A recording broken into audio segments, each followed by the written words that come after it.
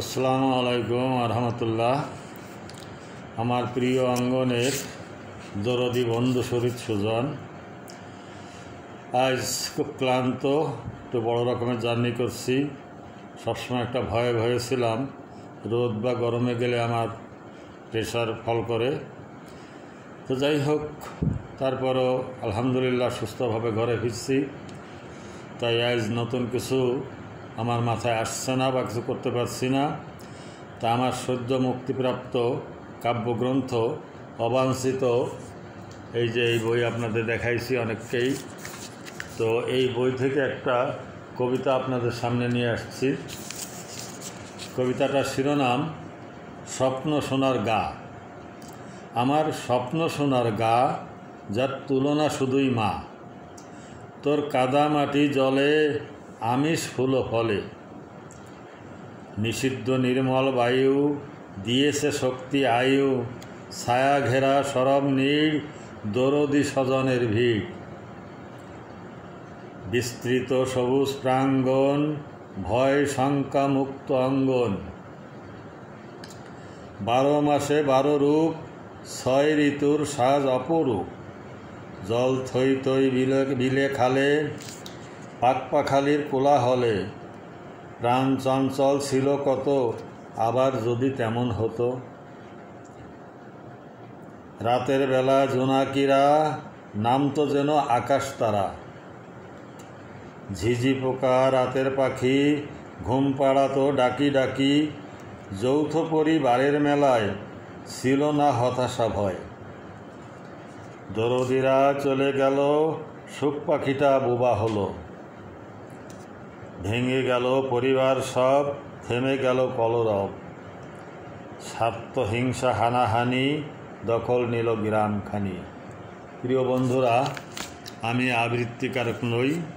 আবৃত্তিও একটা শিল্প, প্র্যাকটিস থাকতে হয়, এবং আমার রিহার্সালও দেই না। আমি হঠাৎ আপনাদের সামনে উপস্থিত হই যখন খেয়াল হয়, যে আগে কয়েকবার রিহার্সাল দিয়ে নেব, তাও আমি করি না।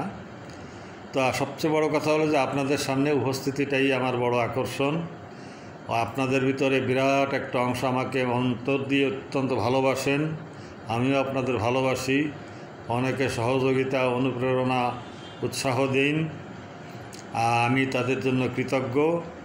আর অনেক নীরব দর্শক শ্রোতা আছেন, তাদের প্রতিও আমি কৃতজ্ঞ। কিন্তু একটু কষ্ট হয় যখন না পড়ে, না শুনে বা প্রসঙ্গ বহির্ভূত আজে বাজে মন্তব্য যারা করেন, তাদের জন্য একটু কষ্ট হয়, দুঃখ হয়।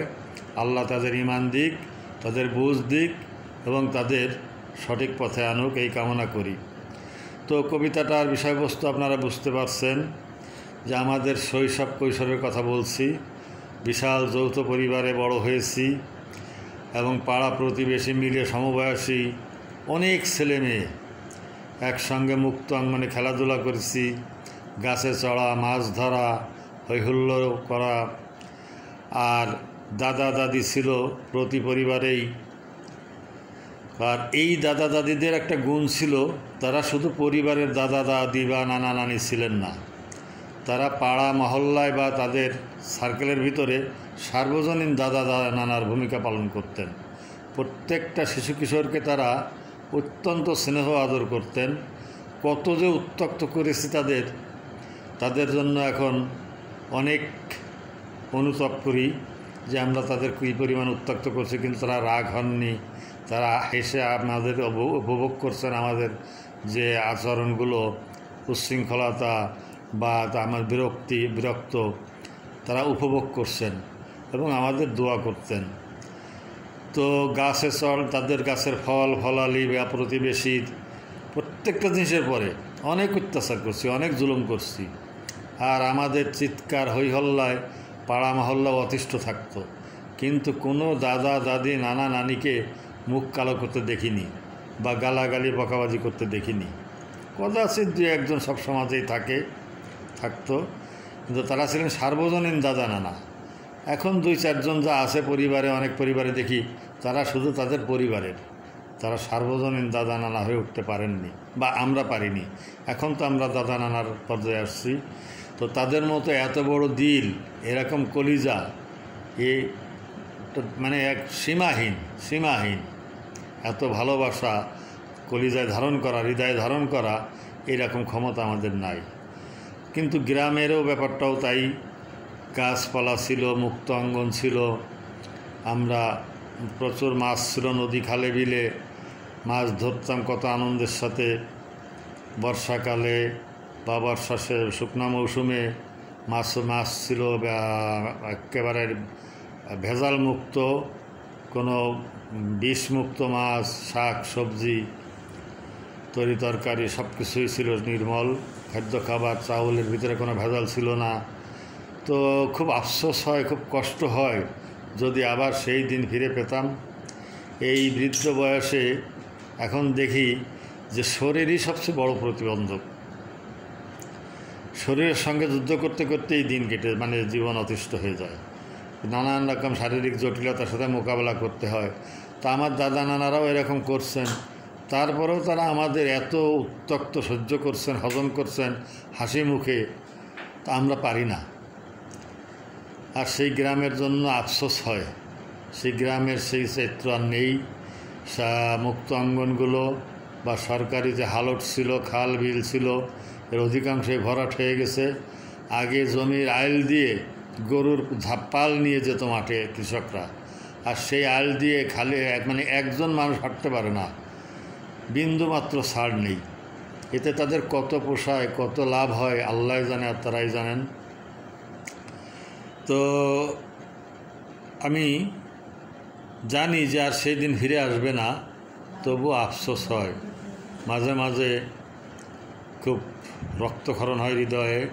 গ্রামে গেলে, গ্রামের চিত্র দেখলে, মানুষের চলাফেরা চরিত্র দেখলে খুব কষ্ট হয়। আমার মনে হয় পুরা একটা কুষ্ঠরোগীর শরীরে যেমন সর্বাঙ্গে ঘা হয়ে যায় বা তাকে দেখলে বিশ্রী লাগে, আর গ্রামের এই ক্ষতচিত্র দেখলে সেইটাই মনে হয়। আর এই গ্রামটাকে সত্যি পুরো গ্রামগঞ্জকে মায়ের বুকের মতো প্রশস্ত মনে হতো, ওইরকম দরদ মাখা, মায়া ভরা, গাছের ছায়া। তো আজকাল আর তা সেই গ্রাম নেই। এই সরকারি জায়গাগুলো দখল হয়ে গেছে। একটা সরু রাস্তা, যে একটা গাড়িও ঘোরানো যাবে না। যে সমস্ত জায়গাতে আমরা খেলাধুলা করেছি, গোল্লা চোট, দাঁড়িয়া বাঁধা, নানান হাডুডু, সে সমস্ত জায়গায় 5 জন মানুষ এক জায়গায় কথা বলার মতো একটু জায়গাও নাই। এই বেদখল হয়ে গেছে সব কিছু। তো এর কারণে আমাদের অনেক রকমের ক্ষয়ক্ষতি হচ্ছে, পরিবেশের ক্ষতি হচ্ছে। শহরে তো নাই কোনো একটা জলাশয়, গ্রামেও নাই, যে জন্য উষ্ণায়ন বৃদ্ধি পাচ্ছে, তারপর পরিবেশের ক্ষয়ক্ষতি হচ্ছে, জীব বৈচিত্র্যের ক্ষতি হচ্ছে। তো জোনাকি জ্যোৎস্না রাজ্যে কতদিন দেখি না, তো মনেও পড়ে না। তো আপনাদের সবারই মনের ভিতরে, যারা আমাদের প্রজন্মের আছে, আমার মনে হয় আমার মতো এরকম ব্যথা সবার অন্তরেই আছে। কিন্তু এইটা তো আসলে করছি আমরা। কোনো জায়গায় একটা খেলার মাঠ নাই, বাচ্চারা পোলট্রি মুরগির বাচ্চার মতো মানুষ হয়, তাদের মানসিক বিকাশে ক্ষতি হয়। তো এরা একটা লেখাও আছে আমার, হে অতীত ফিরে এসো। তো এগুলো কিছুই আমার নিজের তৈরি করা কথা না, মানুষের আক্ষেপ, সমাজের চিত্র, এগুলো মাঝে মাঝে তুলে ধরার চেষ্টা করি। আপনাদের নাম করা কোনো লেখক না, তেমন মেধাও নাই, বাচনভঙ্গিও যে অত ভালো তা নয়। তারপরেও আপনাদের যে সহযোগিতা, যে ভালোবাসা, যে অনুপ্রেরণা, উৎসাহ পাই, তার জন্য আপনাদের শতকোটি সালাম এবং ভালোবাসা জানাই। তো আজকে এইটাই আর কি, একটু পরে রিল আকারে দেবো। আগামীকাল সকালবেলা আবার এটাকে পূর্ণাঙ্গ ভিডিওটা পোস্ট করব। আপনারা চোখ রাখবেন, আপনারা সহযোগিতা করবেন, মতামত জানাবেন। আপনাদের মনের কথাই আবার আমি তুলে ধরার চেষ্টা করব। সবাইকে সালাম জানায় বিদায় নিচ্ছি। আল্লাহ হাফেজ।